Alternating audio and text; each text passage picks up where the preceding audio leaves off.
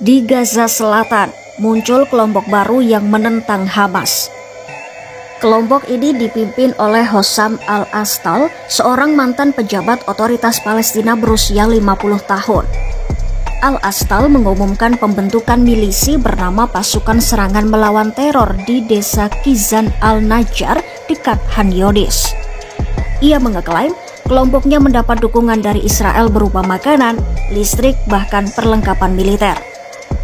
Meski klaim itu sulit diverifikasi, Al-Astal menunjukkan barang-barang berlabel Israel, bahkan peralatan militer yang ia sebut sebagai bantuan.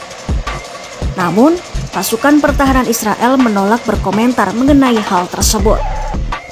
Sebelumnya pada Juni 2025, Perdana Menteri Israel Benjamin Netanyahu sempat mengakui bahwa Israel mendukung klan yang menentang Hamas. Namun sejak saat itu ia memilih bungkam dan tidak memberikan pernyataan lebih lanjut. Al-Astal sendiri membuka markas untuk menampung warga Gaza yang terusir dari perang dan ingin lepas dari kekuasaan Hamas.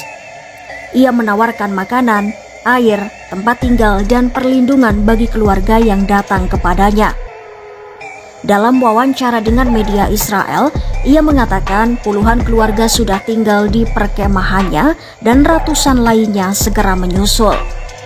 Menurutnya, setiap orang yang ingin bebas dari Hamas bisa bergabung dengan kelompoknya. Al-Astal juga mengaku ada koordinasi dengan Israel meski klaim itu tidak bisa diverifikasi secara independen. Fenomena ini bukan yang pertama di Gaza Selatan. Sebelumnya, seorang komandan Badui bernama Yasser Abu Sabah juga membentuk kelompok bersenjata di Rafah dekat perbatasan Mesir. Pasukan Abu Sabah sudah menarik ribuan pengungsi, bahkan mendirikan dapur umum, klinik, dan sekolah darurat. Mereka pun mengakui mendapat bantuan dari Israel. Kini, Al-Astal dan Abu Sabah mengaku berkoordinasi untuk menciptakan semacam sabuk perlindungan di selatan Gaza dengan restu tidak langsung dari Israel. Munculnya kelompok-kelompok baru ini menunjukkan adanya kekosongan kekuasaan di Gaza setelah Hamas dipukul mundur oleh operasi militer Israel sejak Oktober 2023. Israel sendiri enggan mengambil kendali sipil atas Gaza dan tidak siap menyerahkan wilayah itu kepada otoritas Palestina. Maka, keberadaan milisi berbasis klan seperti kelompok Al-Astal bisa menjadi alternatif sementara bagi Israel dan negara barat. Al-Astal menegaskan misinya adalah memberi warga Gaza kehidupan damai dan bebas dari Hamas.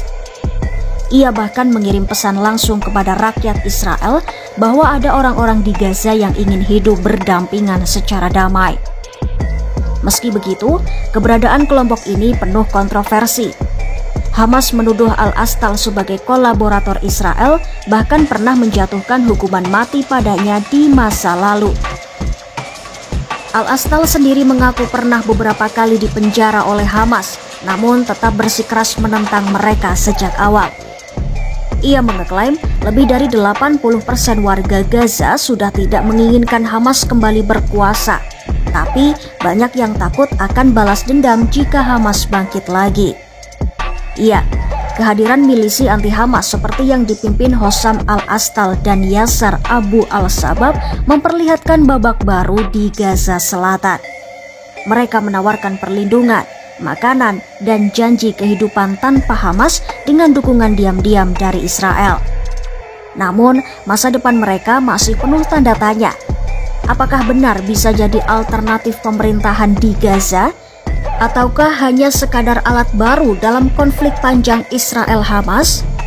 Yang jelas, munculnya kantong anti-Hamas ini menandai dinamika baru di jalur Gaza ketika Hamas kian terdesak dan warga Gaza mencari jalan lain untuk bertahan hidup.